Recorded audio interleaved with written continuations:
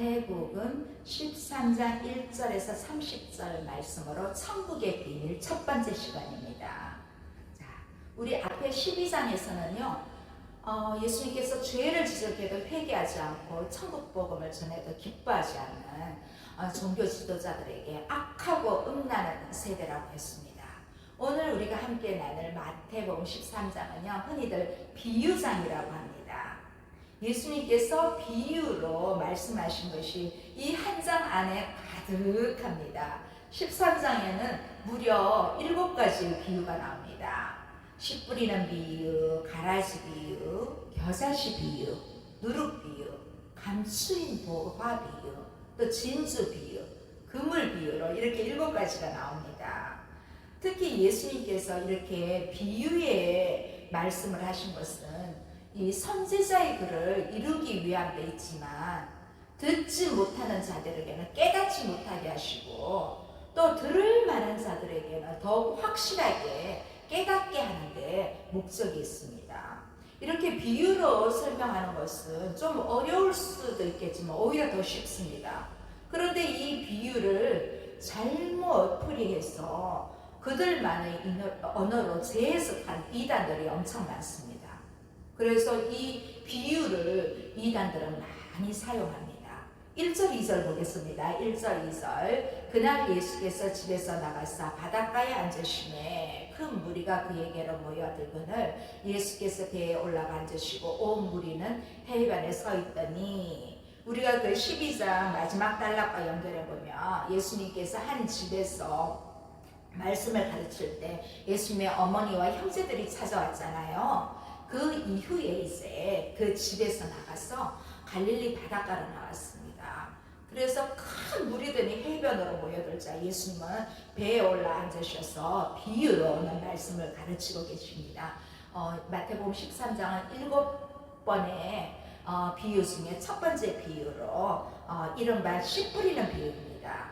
자, 4가지 땅에 떨어진 비유 3절에서 8절까지 우리 다시 한번 읽어보도록 하겠습니다. 예수께서 비유로 여러 가지를 그들에게 말씀하여 이르시되 씨를 뿌리는 자가 뿌리러 나가세 뿌릴새 더러는 길가에 떨어지매 새들이 와서 먹어버렸고 더러는 흙이 얕은 돌밭에 떨어지매 흙이 깊지 아니하므로 그 싹이 나오나 해가 돋은 후에 다시 뿌리가 없으므로 말랐고 더러는 가시 떨기 위해 떨어지매 가시가 자라서 기운을 막았고 더러는 좋은 땅에 떨어지매 어떤 것은 100배 어떤 것은 60배 어떤 것은 30배의 결실을 하였느니라.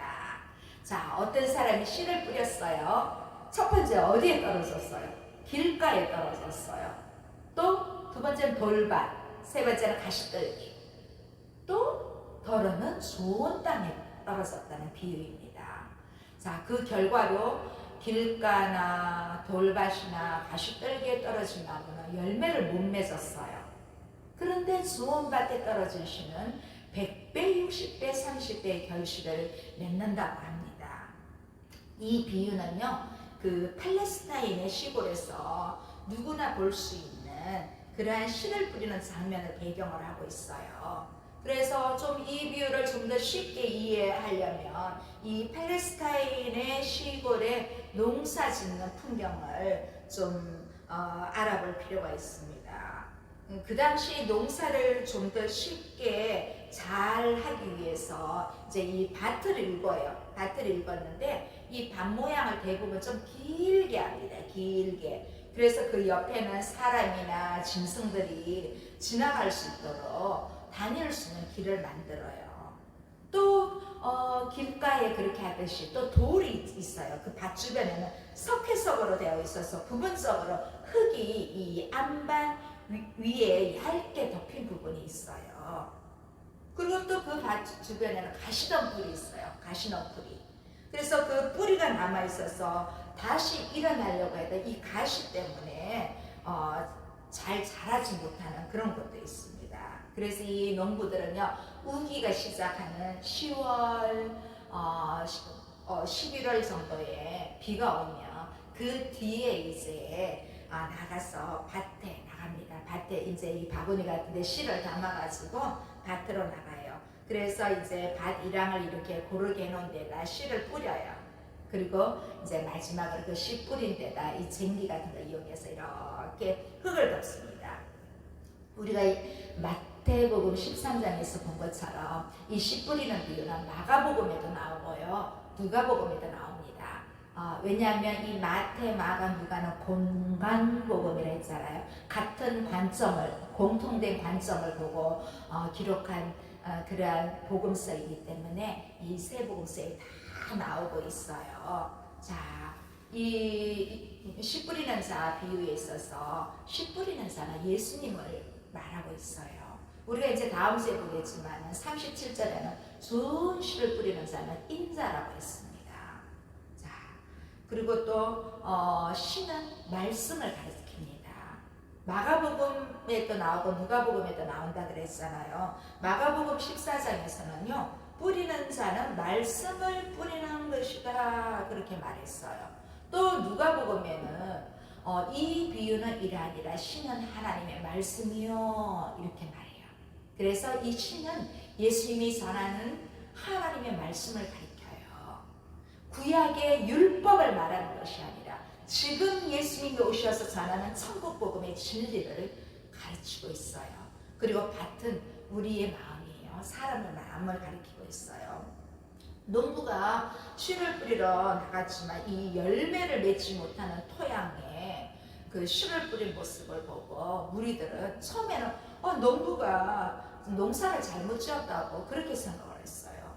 왜냐하면 대부분 토양이 좋지 않아서 이 무리들에게 보기에는 괜히 씨만 낭비하는 그런 어리석은 농부로 볼 수도 있었어요. 그런데 반전이 일어납니다. 이런 밭에도 좋은 토양이 있다는 것입니다. 그들이 알지 못하는 비밀을 알고 씨를 뿌렸다는 것입니다. 그래서 무리들은 농부가 어리석은 게 아니라는 것을 알게 됩니다.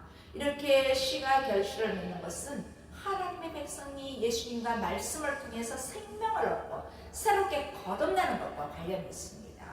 사람들이 보기에는 메시아의 사역이 어리석어 보이고 또 마치 다 망하는 것처럼 보일 수 있지만 지금도 그때도 좋은 토양은 반드시 있다는 것입니다. 좋은 토양을 땅을 통해서 밭을 통해서 결실은 맺어지고 있다는 것입니다. 이렇게 씨 뿌리는 자의 비유가 끝나자 제자들이 예수님께 와서 왜 예수님 직접 가르쳐 주시지 않고 비유로 하시는지 묻습니다. 자, 10절 12절 보겠습니다. 제자들이 예수께 나와 이르되 어찌하여 그들에게 비유로 말씀하시나이까? 대답하여 이르시되 천국의 비밀을 아는 것이 너희에게는 허락되었으나 그들에게는 아니 되었나니 무릇 있는 자는 받아 넉넉하게 되되 없는 자는 그 있는 것도 빼앗기리라. 자, 천국의 비밀이 제자들에게 주어졌습니다. 비밀이라는 것은 이전에 드러나지 않는 신비로운 내용으로 이 계시자의 도움이 없으면 절대로 알 수가 없습니다. 혼자서는 알 수 없습니다. 자, 예수님은 그런데 왜 무리에게 비유라는 수단을 사용하는지 제자들에게 설명해 주고 있습니다. 있는 사람에게는 더 주어지고 없는 자는 있는 것까지 빼앗긴다고 합니다. 그래서 예수님은 비유로 보여주시는 것입니다. 우리 이어서 13절에서 15절 보겠습니다. 그러므로 내가 그들에게 비유로 말하는 것은 그들이 보아도 보지 못하며 들어도 듣지 못하며 깨닫지 못함이니라. 이사야의 예언이 그들에게 이루어졌으니 일렀을 때 너희가 듣기는 들어도 깨닫지 못할 것이요 보기는 보아도 알지 못하리라. 이 백성의 마음이 완악하여져서 그 귀는 듣기에 둔하고 눈은 감았으나 이는 눈으로 보고 귀로 듣고 마음으로 깨달아 돌이켜 내게 고침을 받을까 두려워함이라 하였느니라. 이렇게 앞에 이제 10절에 질문했잖아요. 제자들이 이제 질문에 대한 대답을 이사야 6장 9절로 요약하면서 이스라엘 백성의 무지와 이해하지 못함을 다시 언급하고 있습니다. 예수님은 천국 비밀을 감추려고 오신 것이 아니라 도리어 드러내려고 오셨습니다. 이렇게 반응하지 못한 사람은 기가 막히고 눈이 막혀서 있다는 것을 스스로 입증하게 되는 것입니다. 14절에서 예수님은 이사야 6장 9절 10절을 인용함으로써 이스라엘이 믿는 것에 대해서 실패한 그러한 말씀을 보여주고 있습니다. 그들의 완악함과 심판을 표현하기 위해서 이미 구약의 많은 선지자들이 이렇게 사용한 말인데, 이제 예수님이 오셔서 다시 예수님의 사역에서 그 성취의 결정에 이르게 됩니다. 자, 이스라엘 백성이 하나님의 말씀을 깨닫지 못한 이유는 그들의 마음이 무뎌 있습니다. 영적으로 듣지 못한 그들의 문제가 있습니다. 눈으로 직접 보고 있는데도 그들의 시각적인 보지 못하는 문제가 있습니다. 오늘 우리는 그렇지 않습니까?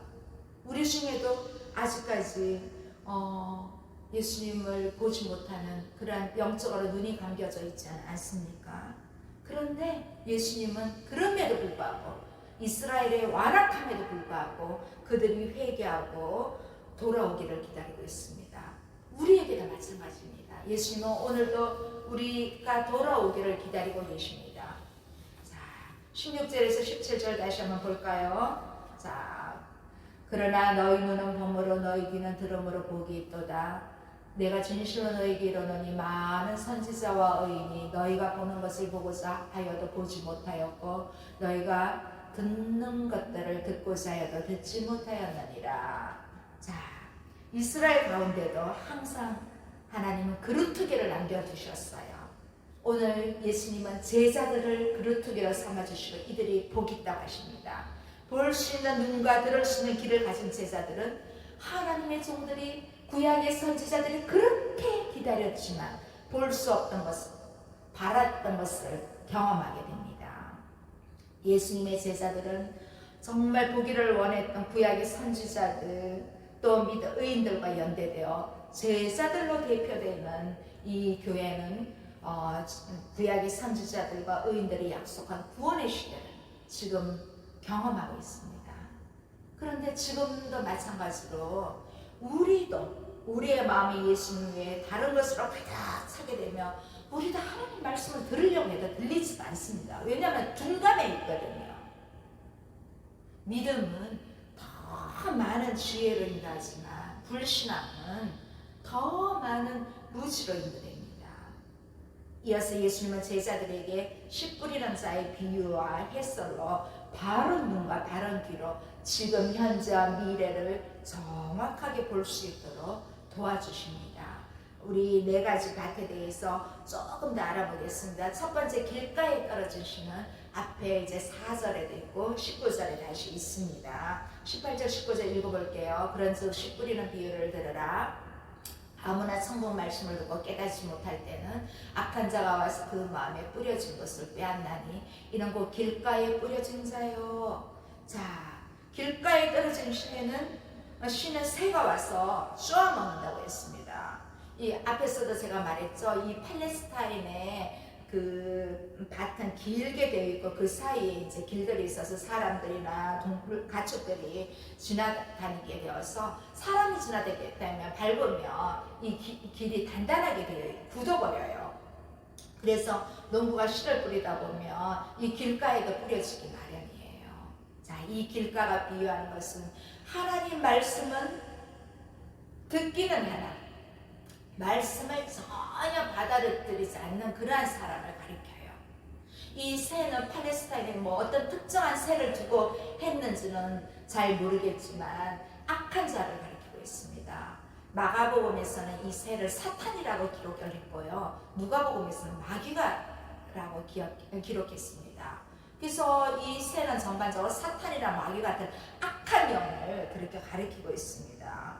우리도 마찬가지예요. 자기 생각과 판단과 능력과 경험을 최고로 여기는 교만한 자들이 마음이 그들은 완악해져 있기 때문에 아무리 천국 말씀을 전해도 악한 영들이 와서 받아들이지 못하게 하기 때문에 말씀을 거절을 합니다. 복음을 전해도 전도를 해도 이렇게 거절하는 사람들이 있습니다. 그냥 마음의 문을 꽉 닫고 있기 때문에 말씀을 받아들일 그러한 기회를 사탄이 뺏어버립니다.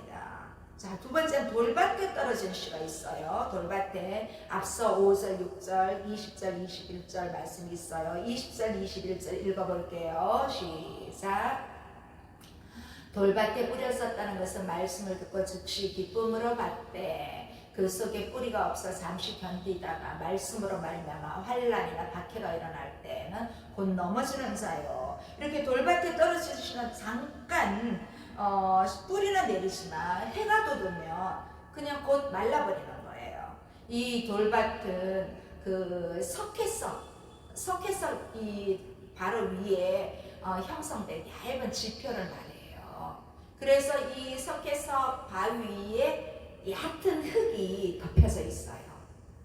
그래서 이 누가복음에는 씨가 바위 위에 떨어졌다고 그렇게 말을 하고 있어요.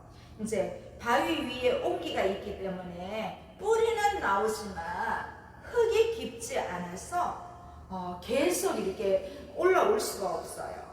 그래서 이 돌밭은요, 겉은 부드러운데 속은 아직 완악한 그런 마음을 가진 자를 말해요. 자, 이런 사람은 말씀을 들을 때 그냥 피상적으로 이해해요. 그리고 또 때로는 기쁨으로 받아들여요.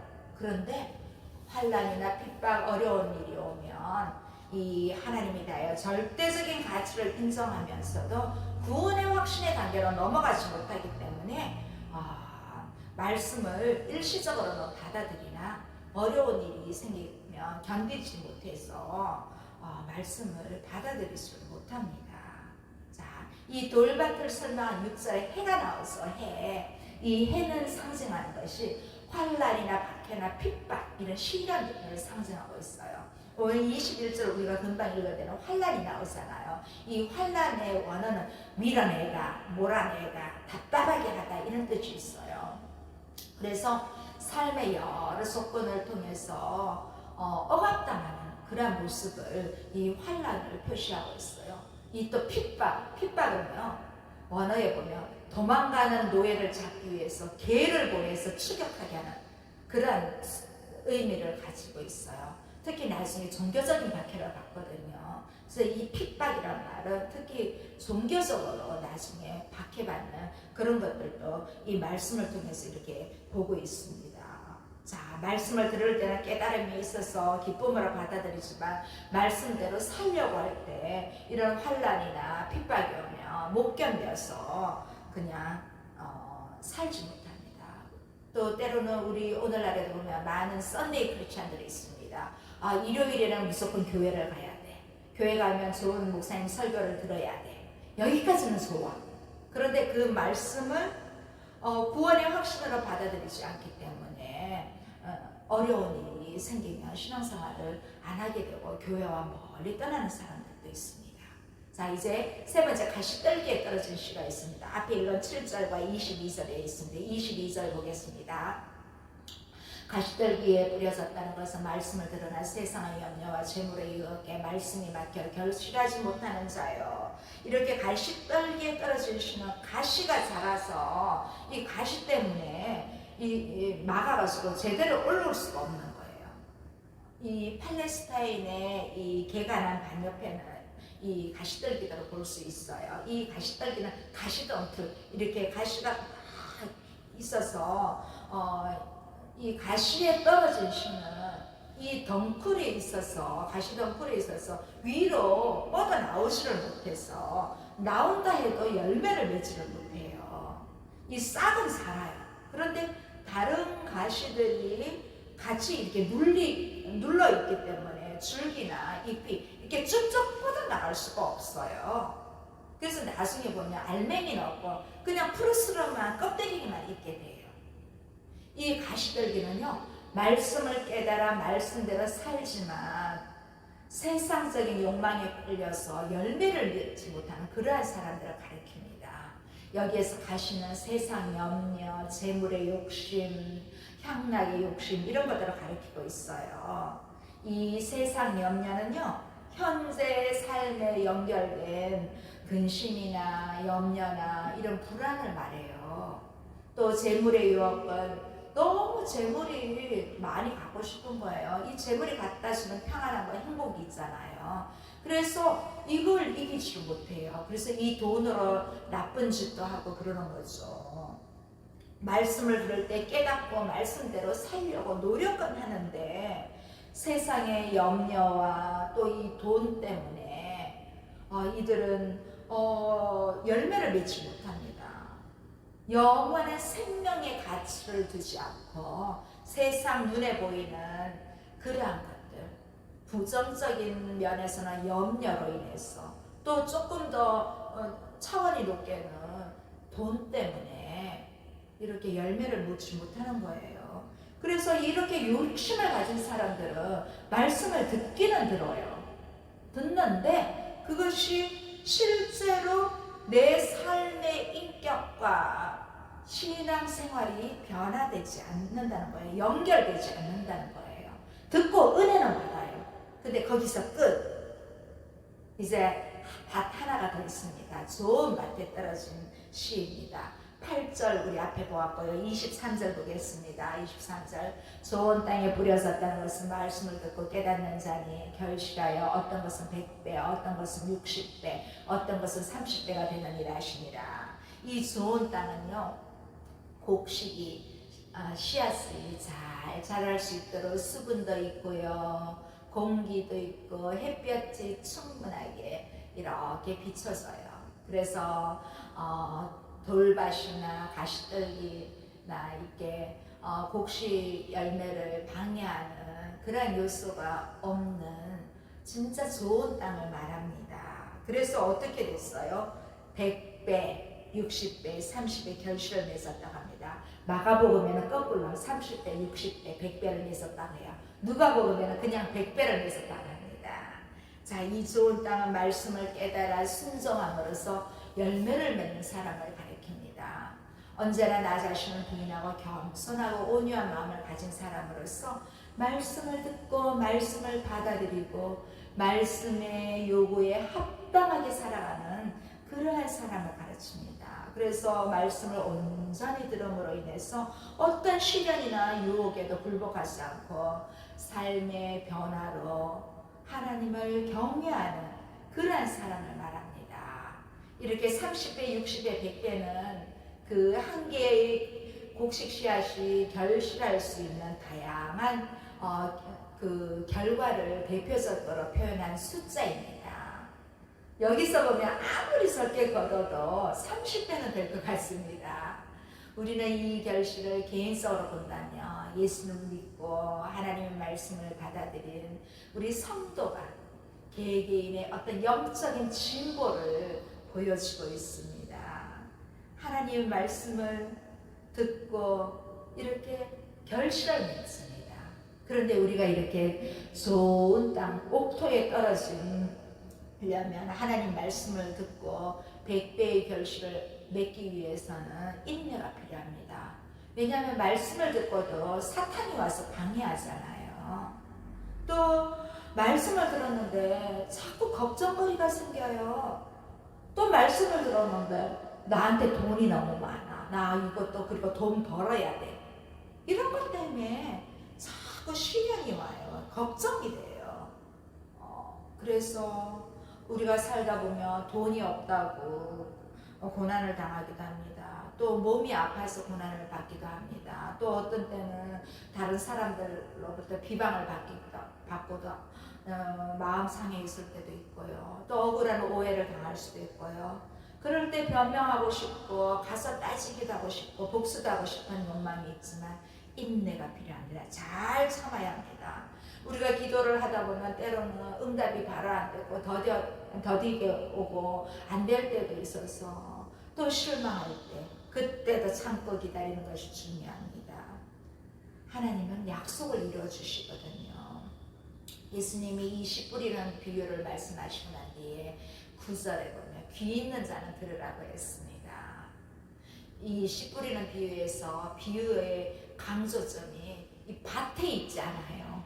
씨 뿌리는 자가 누구를 비유합니까? 씨 뿌리는 자 예수님을 비유합니다. 씨는 하나님 말씀을 비유한다고 했잖아요. 이 밭이 중요한 것이 아니라 씨 뿌리는 자와 씨가 중요합니다. 이 씨가 뿌려진 땅의 종류에 대해 자세히 예수님이 언급한 것은 천국 백성인 하나님 말씀이 전해질 때 일어나는 다양한 그러한 반응에 대한 표현입니다. 복음을 전하면 우리가 어떤 사람은 길가에 떨어진 사람처럼 대답을 합니다. 어떤 사람은 돌밭에 떨어진 사람처럼 대답합니다. 또 어떤 사람은 가시떨기에 떨어진 사람처럼 대답을 해요. 가끔은 옥토 좋은 땅에 떨어진 사람처럼 바로 복음을 영접하는 사람도 있습니다. 자, 여러분은 어떤 밭 같습니까? 나는 지금 어떤 밭 같습니까? 오늘 한번 생각해 보시기 바랍니다. 이제 예수님은 24절에서 30절까지 가라지 비유를 하십니다. 가라지 비유하시는 말씀 한번 읽어보겠습니다. 시작. 예수께서 그들 앞에 또 비유를 들어 이르시되 천국은 좋은 씨를 제밭에 뿌린 사람과 같으니 사람들이 살 때 그 원수가 와서 곡식 가운데 가라지를 덧뿌리고 갔더니 싹이 나고 결실할 때 가라지도 보이거든 집주인의 종들이 와서 말하되 주여 밭에 좋은 씨를 뿌리지 아니하였나이까 그런데 가라지가 어디서 생겼나이까 주인이 이르되 원수가 이렇게 하였구나. 종들이 말하되 그러면 우리가 가서 이것을 뽑기를 원하나이까 주인이 이르되 가만두라. 가라지를 뽑다가 곡식까지 뽑을까 염려하노라. 둘 다 추수 때까지 함께 자라게 두라. 추수 때에 내가 추수꾼들에게 말하기를 가라지는 먼저 걷어 불사르게 단으로 묶고 곡식은 모아 내 곡간에 넣어라 하였다. 아멘. 가라지 비유는 좀 짧게 보고 말씀을 정리하고 쌉니다. 왜냐하면 우리가 다음 주에 볼 36절부터 가라지 비유를 예수님께서 설명해 주셔서 그때 말씀을 좀 더 나누도록 합니다. 오늘 한 농부가 밭에 나갔습니다. 곡식을 뿌렸습니다. 그런데 농부가 잠자는 사이에 원수가 곡식 위에다 가라지 씨를 뿌리고 말았습니다. 밭은 곡식이 자라 결실할 때가 되었을 때 가라지도 함께 보였어요. 그래서 이 일꾼들이 주인인 농부에게 말할 때 주인님 우리가 분명히 좋은 씨를 뿌렸는데 왜 가라지가 생겼는지 모르겠습니다. 그때 주인이 뭐라고 했습니까? 원수가 와서 뿌렸다. 그렇게 말하니까 종들이 그럼 주인님 우리 가라지 뽑을까요? 그랬더니 주인은 그냥 가만히 둬라. 가라지를 뽑으려 하다가 지금 뽑으려다 알목까지 뽑아버리면 안 된다. 자, 출석할 때까지 가만히 두어라. 이제 추수할 때 추수꾼들에게 말하면 된다. 가라지들은 이렇게 묶어서 단으로 묶어서 불사르도록 내버두고 곡식은 잘 모아서 곡간에 넣게 하겠다고 그렇게 오늘 예수님은 가라지 비유를 말씀하시고 계십니다. 자, 우리는 예수 그리스도에 인하여 구원받은 성도들의 공동체인 교회 안에도 여러분 성도와 불신자가 있습니다. 교회 나온다고 해서 다 예수님 믿는 사람은 아닙니다. 여러분 예수님 제자 중에 가룟 유다 예수님 배반했잖아요. 성도들 중에도 가룟 유다처럼 예수님을 그렇게 직접적으로 배반은 안 하지만 믿지 않는 것이 죄라고 그랬거든요. 죄 중에 가장 큰 죄가 믿지 않는 것이 죄라고 그랬어요. 그래서 곡식과 가라지가 자랄 때는 교회 안에도 잘 구분이 안 됩니다. 그러나 마지막 때 드러나게 되는 것입니다. 하나님께서 아직까지 심판하지 않는 것은 우리를 위해서임을 알고 아직까지 하나님 백성으로 알복을 찾아야 할 사람들이 있기 때문에 우리를 위해서 기다리고 계십니다. 그래서 우리는 인내하면서 마지막 때까지 우리에게 주어진 삶에 최선을 다하며 오늘도 천국 복음을 전하는 천국의 비밀을 전하는 저와 여러분 되시기를 간절히 소원합니다. 기도하시겠습니다. 하나님 아버지 감사합니다. 씨 뿌리는 자의 비유를 통해서 우리는 지금 어느 단계에 있는지 우리 자신을 돌아보게 하시니 감사합니다. 하나님 길가에 뿌려졌다면 얼른 옥토로 들어오게 해주세요. 돌밭도 가시밭도 다 옥토로 들어올 수 있도록 하나님 우리 말씀을 통하여 다시 한번 회개하고 회복하는 시간 되기를 원합니다. 하나님 이 천국의 비밀을 우리 소유하기를 원합니다. 그래서 결실을 맺고 천국 백성으로 기쁨으로 살아가는 우리가 될 수 있도록 은혜를 베풀어 주시옵소서. 예수님 이름으로 기도드립니다. 아멘.